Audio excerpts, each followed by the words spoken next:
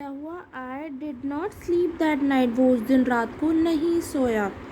The more I thought about what I had seen. वो क्या किसके बारे में सोचता रहा? जो उसने देखा था। The more afraid I become. वो उतना ज़्यादा डरता रहा क्योंकि वो उसी के बारे में सोचता जा रहा था कि वो फुटप्रिंट कहाँ से आया। I thought it could be one of the savages of the mainland who had wandered out to the sea in the small boat। यानी कि वो क्या करता रहा? वो सोच रहा था कि ये कौन होगा? एक सैवेज होगा ना। सैवेज मतलब कोई क्रूअल सा पर्सन होगा। मेन लैंड का मतलब पूरी कंट्री की जो अलग से, मतलब जैसे दिल्ली क्या है, मेन लैंड है ना। तो ऐसे वो भी क्या सोचता रहा कि वो किसी जगह मेन लैंड मतलब कोई मेन इम्पॉर्टेंट लैंड से कोई सैवेज आया है, cruel people who had wandered out to the sea, जो कि सी से बाहर निकल के आया इन अ स्मॉल बोट, कोई स्मॉल सी बोट में।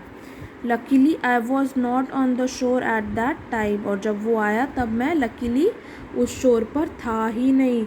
But what if he had seen my boat. पर क्या हुआ होगा अगर उसने मेरी बोट देख ली होगी? If he had seen the boat, he would have realized that someone lived on the island and would soon return with others to kill and eat me। और बट क्या अगर उसने मेरी बोट देख ली तो वो क्या देखेगा? उसको रियलाइज़ हो गया होगा, उसको समझ आ गया होगा कि कोई और भी इस आइलैंड पर रह रहा है, और वो क्या करेगा? जल्दी ही वापस आएगा दूसरे लोगों के साथ और मुझे मारकर खा लेगा। एंड सो आई ले फेयरफुल फॉर मैनी डेज। और वो क्या इसी दिन बहुत दिनों तक डरा रहता रहा। And prayed for protection. और अपनी प्रोटेक्शन के लिए प्रे करता रहा, अपने बचाव के लिए प्रे करता रहा। In doing so I was so much comforted and begin going out to investigate. अब वो क्या कंफर्टेबल थोड़ा सा हो गया कि उतने दिन हो गए थे डरते डरते, और वो बाहर इन्वेस्टिगेट मतलब खोजने जाने लगा, ढूंढने की ऐसा कैसे है।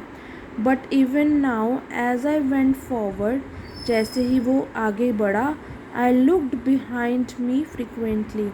वो अपने पीछे लगातार फ्रिक्वेंटली बार बार देखता रहा, बार बार देखना।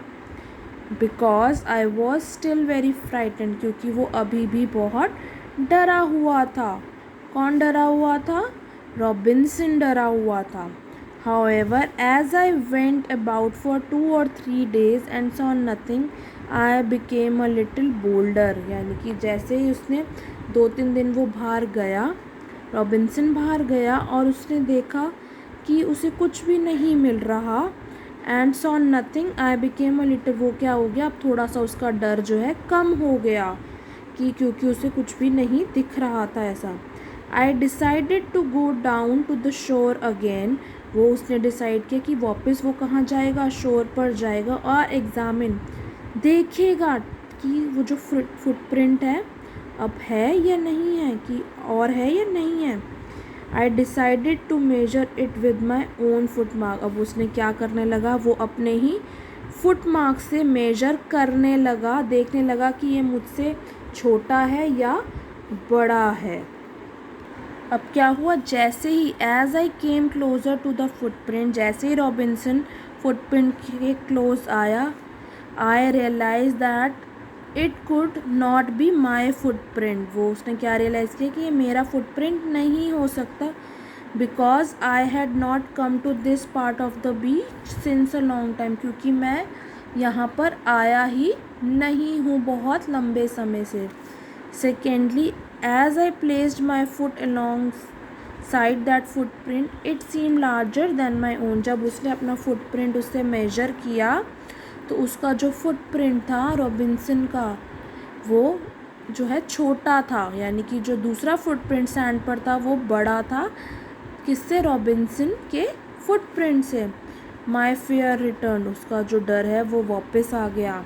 आई वेंट होम अगेन। वो वापस घर आ गया। Believing that there